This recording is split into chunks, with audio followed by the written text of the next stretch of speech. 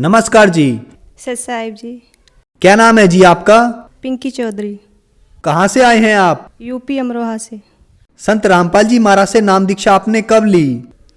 10 जनवरी 2014 को।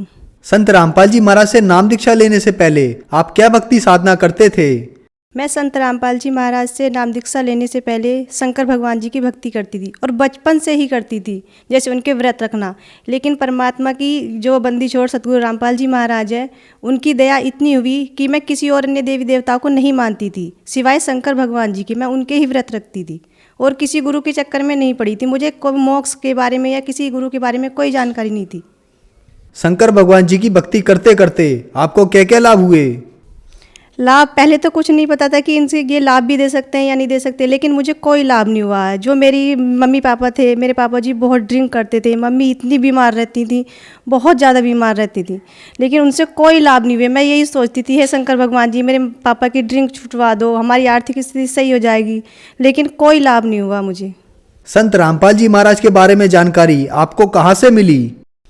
मेरे मामा जी हैं जो देवपाल भगत जी हैं देहराचक से, वो संत रामपाल जी महाराज जी से नाम दीक्षा लेकर गए हुए थे। उन्होंने मुझसे कहा था, क्योंकि मैं अपने मामा जी के घर पे गई हुई थी, गर्मी की छुट्टी थी, वो सत्संग सुनते थे बंदी छोड़ सतगुरु रामपाल जी महाराज जी का। तो जब वो सत्संग सुनते थे, हम सीरियल देखते थे। हम बोलते थे कि भैया आप क्या देखते हो, ये हमें अपने सीरियल देखने दो, ये तो रोज़ ऐसे ही दिखाते हैं, एक ही पुस्तक को खोल के बार बार दिखाते हैं, पता नहीं आप क्या देखते हो। तो वो कहते थे, पागल तेरी समझ में नहीं आएगा, जब जिस दिन तू नाम लेगी ना, तुझे ज्ञान होगा, तब देखना तू भी रोए करेगी। तो मैंने बोला नहीं नहीं ऐसी कोई बात नहीं है।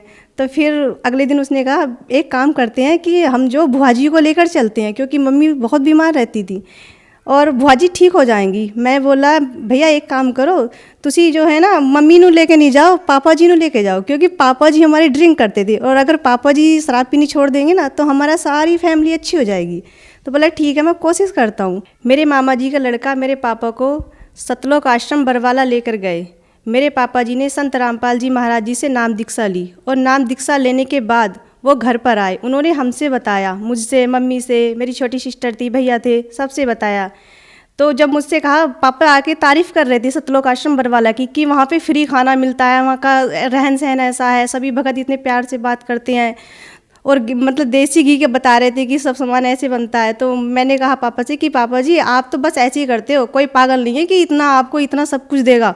बोले नहीं बेटा एक बार चल के देखना। मैं बोला चलो ठीक है मैं घूमने चलती हूँ। पापा जी मुझे ले गए घुमाने के लिए। मैं घूमने गई थी, ना कि नाम दीक्षा लेने गई थी वहाँ पे। लेकिन जब मैंने वहाँ पर जाकर देखा, जो रामपाल जी महाराज जी हैं उनकी ऐसी दया हुई कि मैंने भी फिर नाम दीक्षा ले ली।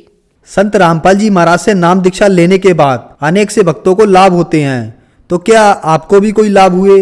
जी हाँ, संत रामपाल जी महाराज जी से नाम दीक्षा लेने के बाद मुझे सबसे पहला लाभ, जो मानव जीवन का मूल कार्य होता है, यानी कि जिसे मोक्ष कहते हैं, 84 लाख योनियों से जो पीछा छूटता है, मुझे मोक्ष मिलने की सही विधि, सही भक्ति विधि मुझे प्राप्त हुई।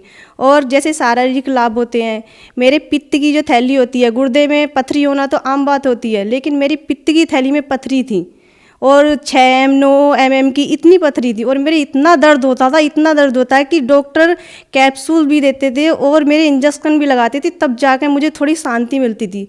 लेकिन मुझे कोई लाभ नहीं हो रहा था। सबने ये बोल दिया था कि ऑपरेशन होगा इसका, तभी इसके पित्त की थैली पथरी की निकलेंगी।